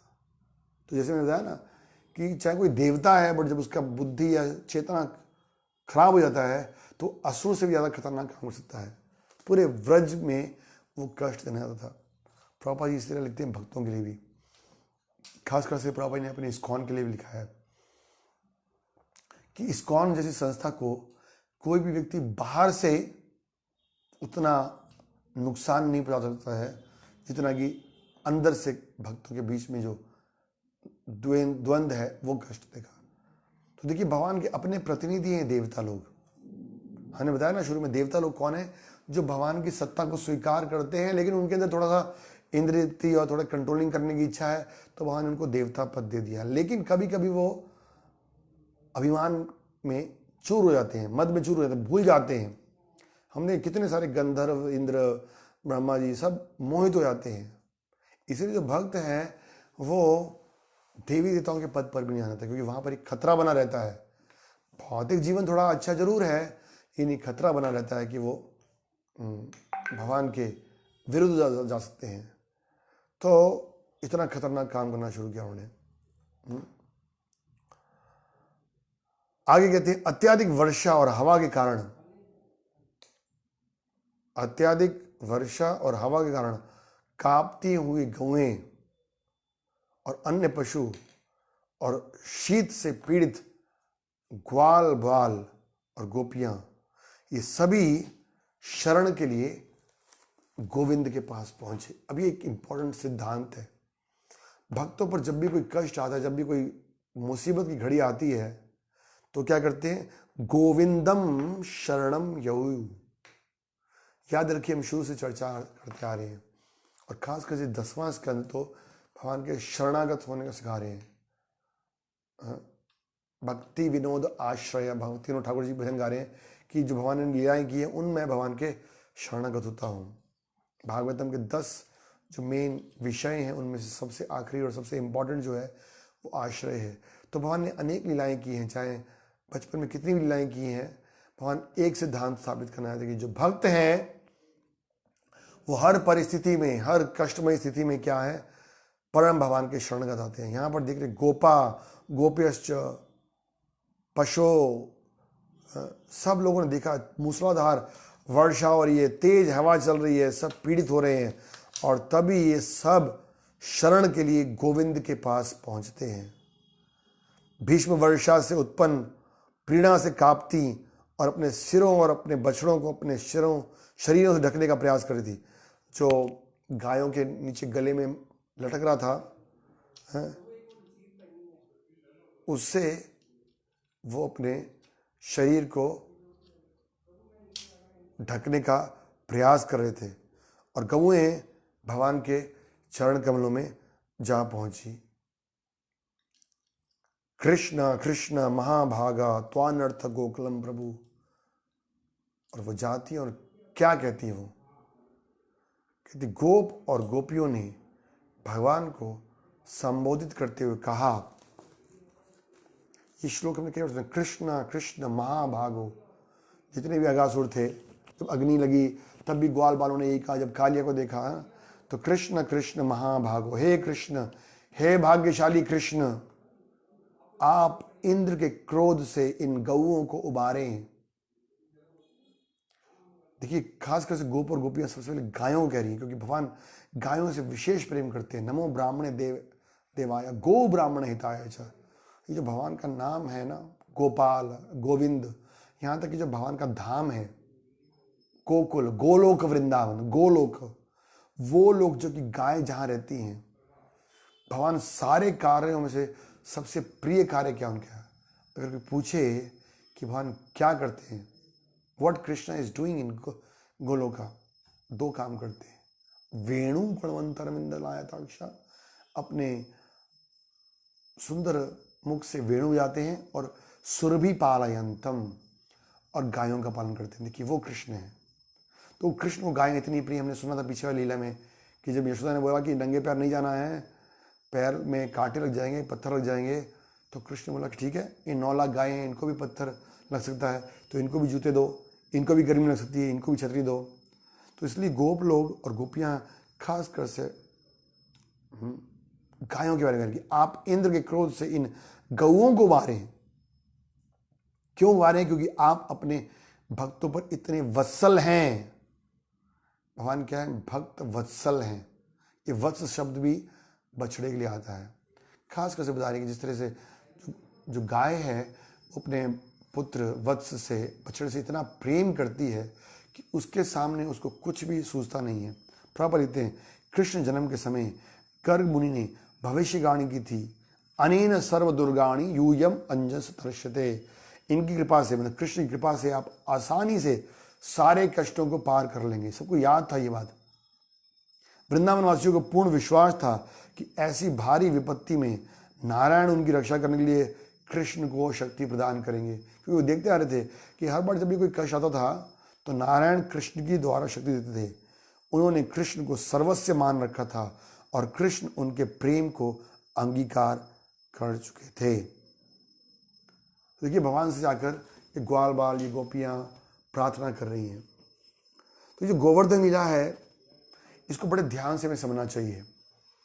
खासकर से जैसे हमने 4 पॉइंट डिस्कस किए कि भगवान ने ये सारा कार्य क्यों किया। एक तरफ जहां पर भगवान ये जो कर्म मीमांसा वाली फिलॉसफी है, दर्शन है कि केवल कर्म ही प्रधान है, कर्म ही पूजा है, और हमें किसी को भगवान मानने की आवश्यकता नहीं है, तो ये असली में उन लोगों के लिए है जो भक्ति से विपरीत रहना चाहते हैं, क्योंकि भगवान जानते हैं ऐसे लोग होंगे, इसलिए उनको ऑथराइज कर रहे हैं एक तरह से। दूसरा, भगवान इंद्र जैसे देवता को, जो कि उनके भक्त हैं, लेकिन जब उनके हृदय में, मन में अहंकार आ जाता है तो उसको नष्ट करना चाहते हैं। भगवान को वो भक्त पसंद हैं जो बड़ी विनम्रता के संग, प्रेम से, नम्रता के संग भगवान की सेवा करें। तीसरा, भगवान ऐसे भक्त जो विनम्रता और नम्रता के संग सेवा कर रहे हैं उनको आदर प्रदान करेंगे। देखिए, भगवान उठाएंगे गोवर्धन को, अपने से ऊपर लेके जाएंगे।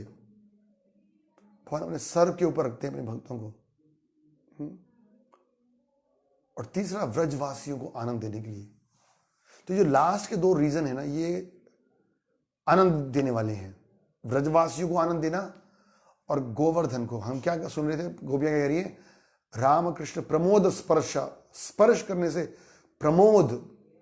गोवर्धन का जो ये श्लोक है गिरिराज जी का कि किस तरह से हरिदास वरयो, ये हम सब लोगों के लिए बड़ा इंपॉर्टेंट श्लोक है। हरिदास वरयो, कि हरि का दास कैसे बना जाए। जो भी था गोवर्धन के पास, मुलायम घास, पानी के झरने, गुफाएं, पेड़ पौधे, फल फूल, सब कुछ उन्होंने कृष्ण को अर्पण किया। और बदले में वो केवल कृष्ण के स्पर्श को प्राप्त करके और प्रमोद, they are very happy, ecstatic, खाली प्रसन्न नहीं है, बड़े प्रमोद में है, आनंद में है। तो भक्त भगवान को सब कुछ अर्पण करता है और बदले में क्या चाहता है, कुछ नहीं चाहता। बेसिकली भगवान के चरणों की रज, भगवान की भक्तों की सेवा चाहता है। तो एक तो भगवान की सेवा की और दूसरा जो ग्वाल बाल थे, बछड़े थे, उनका भी सेवा किया। तो ये बड़ा इंपॉर्टेंट प्रिंसिपल है, इसलिए भगवान ये सारी लीला की है। अरे इंद्र का अगर खाली बाण चूर करना होता तो शायद और कोई लीला भी कर लेते, लेकिन गोवर्धन को बीच में लाना जरूर था। भगवान ने अपना वचन दिया था ना भगवान राम के रूप में कि चिंता नहीं करो, तुम्हारे को सेवा करने का अवसर दूंगा, लोग तुम्हारी परिक्रमा करेंगे, लोग तुम्हारी पूजा करेंगे। आज भी हम देखते हैं, आप गोवर्धन में जाओ, लोग गिरिराज जी की पूजा करते हैं, परिक्रमा करते हैं। कई लोग तो दंडवती परिक्रमा करते हैं और कई लोग एक ही स्थान पर 108 बार दंडवत करते हैं और फिर आगे चलते हैं। उद्देश्य क्या है? उद्देश्य क्या कि वो जानते हैं कि साक्षात भगवान है, ब्रज के रक्षक हैं। ये ब्रज के रक्षक मतलब हमारी भक्ति के रक्षक हैं।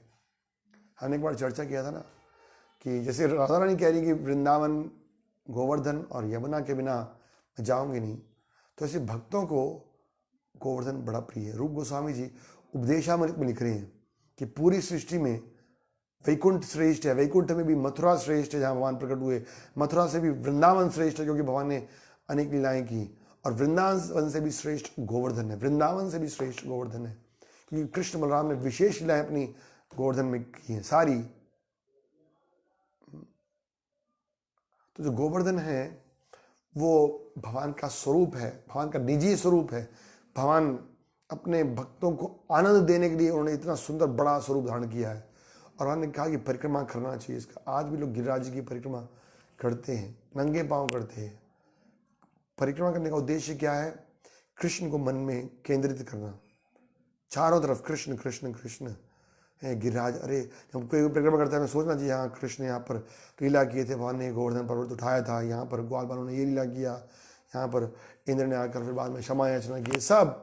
तो गोवर्धन का जो परिक्रमा है वो अपने आप में एक शुद्ध भक्तिमय कार्य है। हम देखते हैं माधवेंद्र पुरी, सनातन गोस्वामी, ये इतने महान भक्त थे कि रोज गोवर्धन की परिक्रमा करते थे। और तो और हमारे प्रभुपाद जी, आप सब जानते हो कि प्रभुपाद जी ने शरीर छोड़ा कार्तिक के महीने में, नवंबर में, 3 दिन बाद गोवर्धन परिक्रमा के। दिवाली के अगले दिन गोवर्धन परिक्रमा होती है, उसके 2 दिन बाद उन्होंने शरीर छोड़ा। तो जब प्रभुपाद जी बिल्कुल खा पी भी नहीं पा रहे थे, चल भी नहीं पा रहे थे, हिल भी नहीं पा रहे थे, 4 लोग उनको उठा के लेके आते थे कंधे पर पालकी में। शरीर छोड़ने से 2 दिन पहले जब प्रभुपाद जी को पता चला कि आज गोवर्धन पूजा है, प्रभुपाद जी बड़े खुश हुए। प्रभुपाद ने बोला मैं गोवर्धन की परिक्रमा करना चाहता हूँ। सारे भक्त बड़े परेशान, अरे प्रभुपाद जी हिल नहीं सकते, वैद्य ने मना किया, नहीं अगर जाएंगे तो 5 मिनट के अंदर इनके शरीर छोड़ देंगे।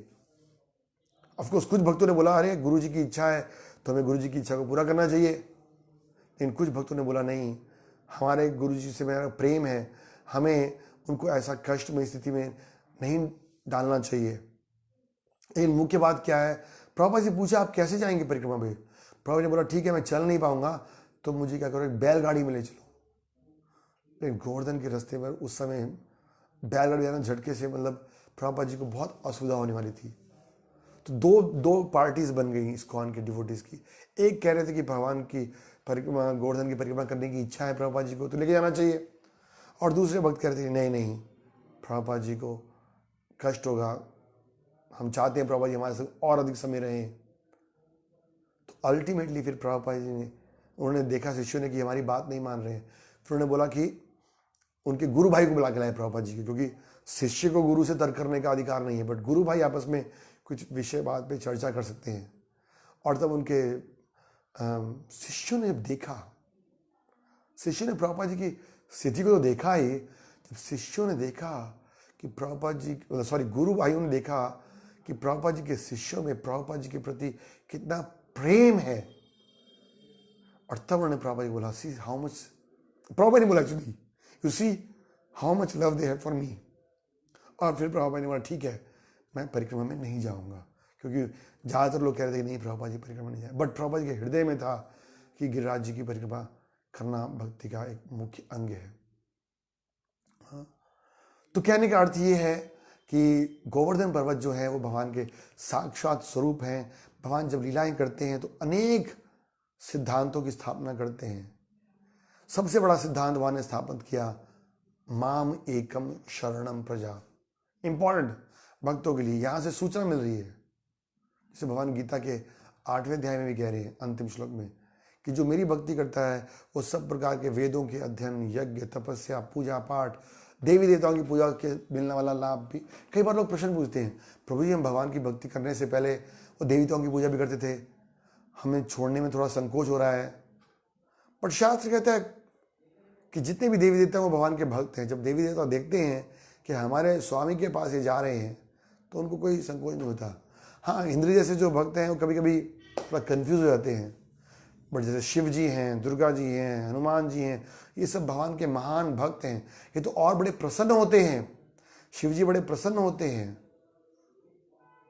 दुर्गा जी बड़ी प्रसन्न होती हैं, हनुमान जी तो अतीव प्रसन्न होते हैं कि मेरे स्वामी का भजन करने आ रहे हैं। तो ये सिद्धांत प्रभुपाद ने, भगवान कृष्ण ने गोवर्धन की पर्वत की पूजा करके स्थापित किया। फिर इंद्र जैसे अहंकारी अभिमानी व्यक्तियों के मान को खत्म करने के लिए भगवान ने ये लीला की, अपने भक्तों को आनंद देने के लिए। हम चर्चा करेंगे कल कैसे भगवान भक्तों को आनंद दिए। और चौथा, वेरी इंपॉर्टेंट, जो विनम्र भक्त है, जो उनकी निष्काम सेवा करते रहते हैं, गोवर्धन पर्वत उनको आनंद प्रदान करने के लिए, दिखाने के लिए पूरे संसार को कि मैं भी गोवर्धन को प्रणाम कर रहा हूं। भगवान स्वयं गिरिराज जी को प्रणाम कर रहे हैं। अपना आचार्य करे प्रभु रे सिखाए ना, भगवान सिखा रहे हैं कैसे गोवर्धन को प्रणाम करना है। और कितनी सुंदर सुंदर भेंटें लेकर आए। ये अन्नकूट का जो उत्सव है, प्रभुपाद लिखते ये एक बात साबित करता है कि जो ब्रजवासी हैं वो बड़े खुले हृदय के होते हैं। वो स्टॉक करके नहीं रखते कि नहीं मेरे लिए बचेगा नहीं बचेगा। उन्होंने सबने बोला, कृष्ण ने बोला चलो लेके चलो गोवर्धन की पूजा में, सब कुछ बड़े बड़े कुंडों बना के लेके आए। और फिर सबने कहा, भगवान ने कहा कि ठीक है सबको प्रसाद के रूप में बांटो। तो ये बड़ा इंपॉर्टेंट भाग है। जब भगवान की सेवा करते हैं तो हमें होर्डिंग नहीं करना चाहिए, अरे मेरे लिए बचेगा कि नहीं बचेगा, मेरे लिए क्या है। प्रभु ये लिखते हैं कि भगवान ये नहीं देख रहे कि आप मुझे क्या अर्पण कर रहे हो, क्योंकि हम भगवान को अर्पण कर ही क्या सकते हैं। तो भगवान ये नहीं देख रहे कि हम भगवान को क्या अर्पण कर रहे हैं, भगवान ये देख रहे हैं कि हमने अपने लिए कितना बचा के रखा हुआ है। Krishna is interested in your pocket, not in what you are giving. भगवान ही देना, क्योंकि भगवान देना कि जब पूर्ण आत्मसमर्पण करेगा। ग्वाल बाल गोपियों का पूरा आत्मसमर्पण था कृष्ण के प्रति। मारो भी राखो भी जो इच्छा तुम्हार, नित्य दास प्रति तू अधिकार। तो कृष्ण वो चाहते हैं, माम एकम शरणम प्रजा। Krishna wants exclusive surrender, he doesn't want adulteration, ये भी वो भी मिक्स नहीं चाहिए, pure. Krishna wants pure surrender, pure love. खासकर से भगवान श्री कृष्ण इस रूप में है। इसलिए भगवान कृष्ण के भक्त जो वास्तविक भक्त हैं वो इस सिद्धांत को समझते हैं कि कृष्णा भक्ति कैले सर्व कर्म कृत होले। श्रद्धा शब्दे यही विश्वास, कृष्णा भक्ति कैले सर्व कर्म कृत होले, कि कृष्ण की भक्ति करने से बाकी सब कुछ हो जाएगा। तो इसलिए हमें कृष्ण का सेवा करना चाहिए, गिरिराज जी का सेवा करना चाहिए। खासकर गौड़ीय वैष्णव भक्तों के लिए गिरिराज जी बड़े प्रिय हैं।